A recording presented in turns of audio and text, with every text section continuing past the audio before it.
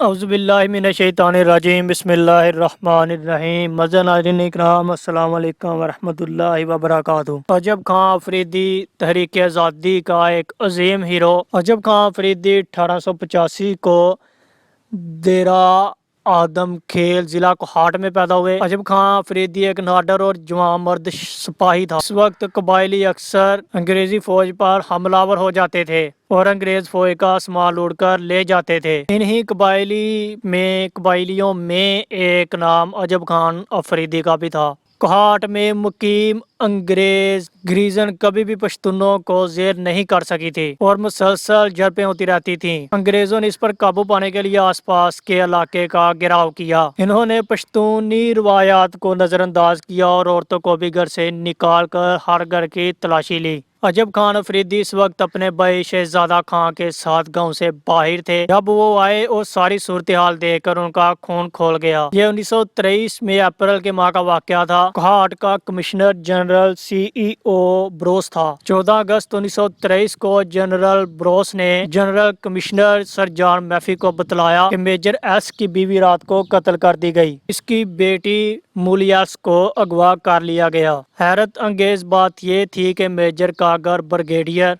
के घर के साथ ही था। बाद में मालूम हुआ कि यूं ही शहजादा अजब खान और शहजादे अफरीदी खान ने मिसिज एल्स के बेडरूम में कदम रखा तो उनके मना करने के बावजूद मिसिज एल्स ने शोर मचाना शुरू कर दिया। मिस एल्स को बाहर निकाला, कंधे पर डाला और कबायली इलाकों में ले गए। इस कार्रवाई में 3 और बहादुर शहजादे थे जिन्होंने अजब खां का साथ दिया। ये हिंगू के रास्ते तैरा के इलाके गैर में चले गए। मोहम्मद कली खां इस वक्त करम एजेंसी के पॉलिटिकल एजेंट थे और इन्होंने अजब खां को जोर लगाया कि वो मिस एल्स को वापस कर दे। कई दिनों तक ये मुज़ाकरा चलते रहे। बाल आखिर अजब खान ने इस बिना पर मूलियर्स को वापस कर दिया कि अंग्रेज गिरफ्तार कबायली इलाके वाले लोगों को रिहा करेंगे और आइंदा कभी भी कबायली इलाकों पर हमला नहीं करेंगे। और इस तरह 22 अप्रैल 1923 को मूलियर्स को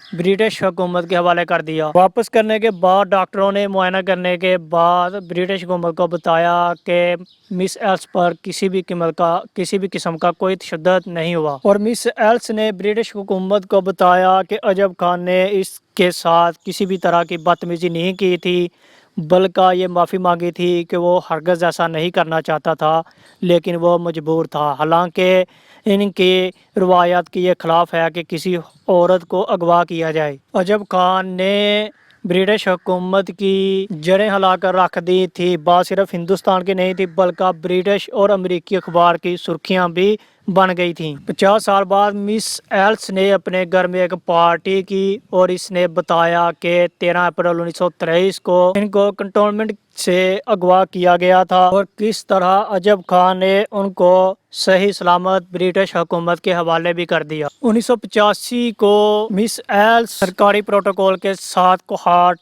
का दौरा किया और अजब खां के घर का दौरा किया जहां पर इन्हें रखा गया था और उनके आखिरी दोस्त जिसने उनको खाना खिलाया था उससे मुलाकात की। इस दोस्त को बताया कि जब मुझे अगवा किया गया था तो आपने अपने घर से दूध और रोटी लाकर मुझे खिलाई थी। ये दोनों काफ़ी देर तक बातचीत करते रहे और बाद में अजब खां अफरीदी को याद करते हुए रोने लगे। तो नाज़रीन इकराम, ये थे वो अजीम हीरो। तो आप भी किसी हीरो को जानते हैं, कमेंट में अपनी राय का इज़हार ज़रूर कीजिएगा। अपना बहुत सारा ध्यान रखिएगा। मिलते हैं अगली नई वीडियो में। अल्लाह हाफिज़।